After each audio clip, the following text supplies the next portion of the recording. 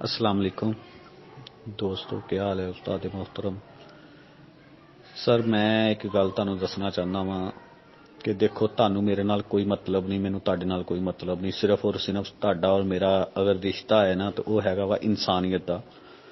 इंसानियत दे नाते मैं तुहाडे नाल जुड़िया होया वां। तुहाडीआं परेशानियां हल करने की कोशिश कर रहे हैं और अपनियां भी परेशानियां हल करने की कोशिश कर रहे हैं। यानी कि असीं इक्को ही कश्ती दे सवार आ। असीं उस मंजिल नूं तय करने की कोशिश कर रहे हैं। लेकिन मैं ਜਿਹੜੀਆਂ ਗੱਲਾਂ ਤੁਹਾਡੇ ਨਾਲ ਸ਼ੇਅਰ ਕਰਨ ਲੱਗਾ ਵਾਂ, ਮੇਰਾ ਖਿਆਲ ਹੈ ਕਿ ਯਾਰ ਮੈਂ ਨਹੀਂ ਕਵਾਂਗਾ ਕਿ ਹਰ ਬੰਦੇ ਦਾ ਆਪਣਾ ਆਪਣਾ ਮਾਈਂਡ ਹੁੰਦਾ ਵਾ, ਹਰ ਬੰਦੇ ਦਾ ਆਪਣਾ ਆਪਣਾ ਜ਼ਿਹਨ ਹੁੰਦਾ ਵਾ।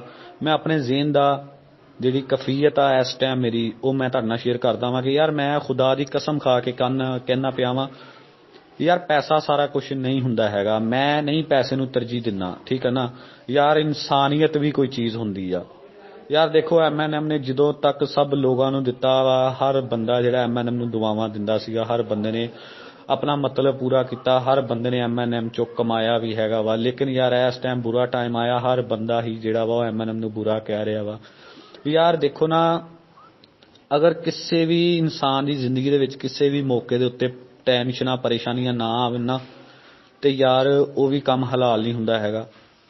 ਤੇ ਟੈਨਸ਼ਨਾਂ ਪਰੇਸ਼ਾਨੀਆਂ ਹਰ ਇਨਸਾਨ ਦੀ ਜ਼ਿੰਦਗੀ ਵਿੱਚ ਆਉਂਦੀਆਂ। ਕੋਈ ਵੀ ਐਡਾ ਫਨਕਾਰ ਨਹੀਂ ਹੁੰਦਾ ਜਿਹਦੀ ਜ਼ਿੰਦਗੀ ਦੇ ਵਿੱਚ ਟੈਨਸ਼ਨਾਂ ਨਾ ਆਉਣ, ਸਿਰਫ ਉਹ ਖੁਸ਼ੀਆਂ ਨਾਲ ਹੀ ਖੇਲਦਾ ਰਹੇ।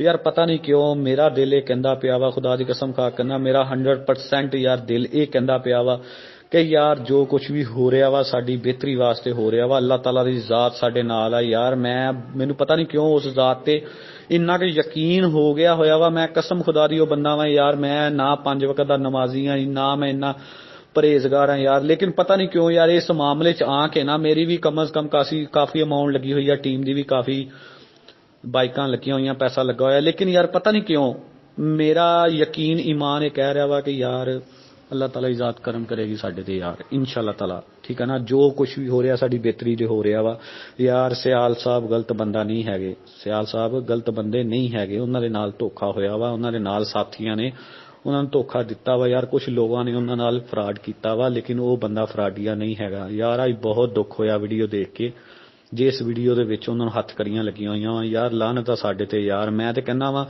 कि यार असी लोग सिर्फ उही ना पैसे नूं सलाम ही है ना यार। असी सियासतदानां नूं वोट दिंदे बगैर किसी मतलब तो, ठीक है ना यार। सानू ते उन्हां नाल मतलब कोई नहीं हुंदा यार। जिस बंदे तो सानू अज मतलब है यार, वो बंदा अज साडे वल देखदा पिया वा। ते असीं खुदा दी कसम इत्थे तक लोग कर रहे हैं कि यार जिथे लब्बे नूं इंज कर दिओ, उंज कर दिओ, फलां कर दिओ, टमकान कर दिओ। यार गलत गल आ। अज ओनू साडी जरूरत आ, सानू ओदी आवाज़ बनना पैना वा, सानू ओदी सपोर्ट करनी पैनी है यार। पैसे नूं ना देखो, अल्लाह ताला दी ज़ात नूं ओही होना वा जो साडे वास्ते बेहतर वा, ठीक है ना यार। मैं अज तुहानूं एक यकीन दिला दिना वा, मैं अपनी गल शेयर कर रहा। मैं किसी बंदे दी ना गल सुनी है और ना किसी बंदे दी मैं तुहाडे नाल गल शेयर करदा पिया। सिर्फ और सिर्फ अपने दिल दीयां गल्लां मैं तुहाडे नाल करदा पिया वां।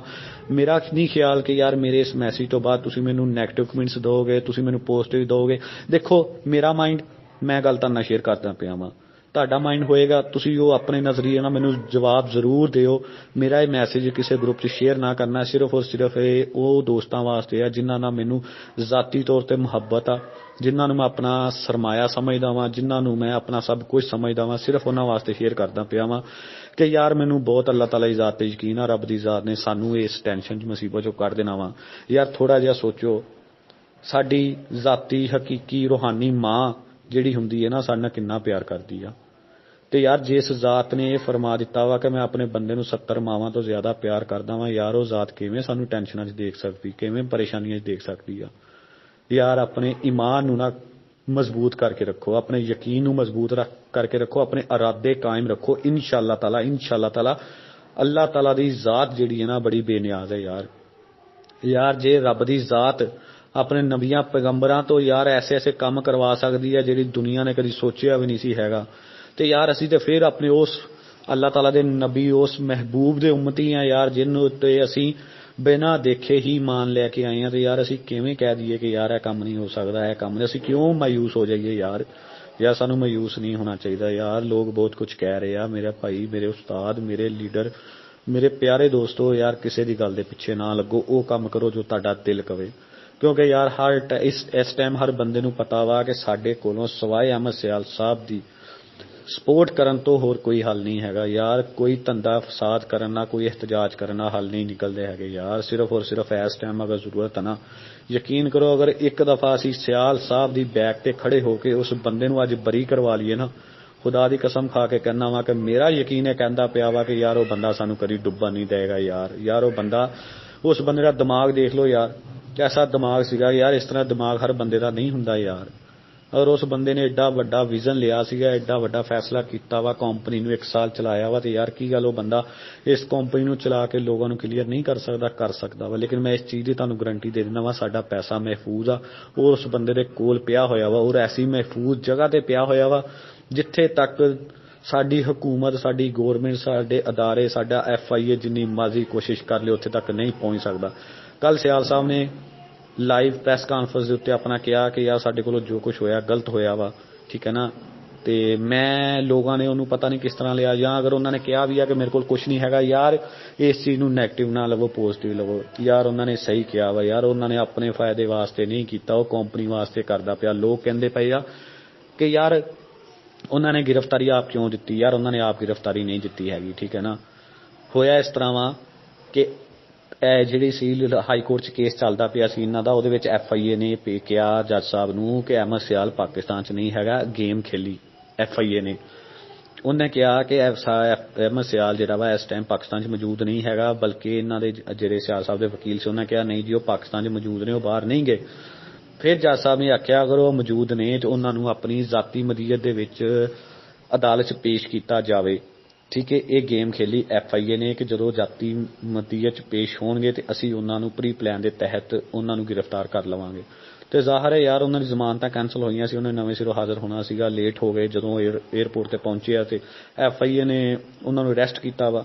ਯਾਰ ਨਾ ਸਿਆਸਤ ਕੀਤੀ ਜਾਵੇ ਯਾਰ, ਨਾ। ਮੈਂ ਤੇ ਸਿਰਫ ਇਹ ਕਹਾਂਗਾ, ਖੁਦਾ ਦੀ ਕਸਮ ਖਾ ਕੇ ਕਹਿੰਦਾ ਵਾ ਕਿ ਜਿਹੜੀ ਅੱਜ ਮੈਂ ਵੀਡੀਓ ਦੇਖੀ ਹੈ ਨਾ, ਉਹਨਾਂ ਦੀ ਯਾਰ ਅੱਖਾਂ 'ਚੋਂ ਆਂਸੂ ਆ ਗਏ ਯਾਰ। ਮੈਨੂੰ ਨਾ ਦਵੇ ਸਿਆਲ ਸਾਹਿਬ ਕੋਈ ਪੈਸਾ ਵੀ ਯਾਰ, ਨਾ ਦਵੇ। ਸਿਰਫ ਔਰ ਸਿਰਫ ਮੈਨੂੰ ਨਾ ਇੱਕ ਦਫਾ ਉਹ ਬੰਦਾ ਜਿਹੜਾ ਵਾ ਨਾ ਯਾਰ ਅਦਾਲਤ 'ਚੋਂ ਬਾਹਰ ਆ ਜਾਵੇ, ਬਸ ਮੇਰੇ ਵਾਸਤੇ ਉਹੀ ਸਾਰਾ ਕੁਝ ਹੋਏਗਾ। ਇਹ ਮੇਰਾ ਦੀਨ, ਮੇਰਾ ਈਮਾਨ ਕਹਿੰਦਾ ਵਾ ਕਿ ਅਗਰ ਉਹ ਬੰਦਾ ਰਹੇਗਾ ਸਾਨੂੰ ਸਾਡਾ ਹੱਕ ਵੀ ਮਿਲ ਜਾਏਗਾ, ਅਗਰ ਉਹ ਬੰਦਾ ਨਾ ਰਿਹਾ ਤੇ ਯਾਰ ਸਾਨੂੰ ਕੁਝ ਵੀ ਨਹੀਂ ਮਿਲਣਾ ਹੈਗਾ।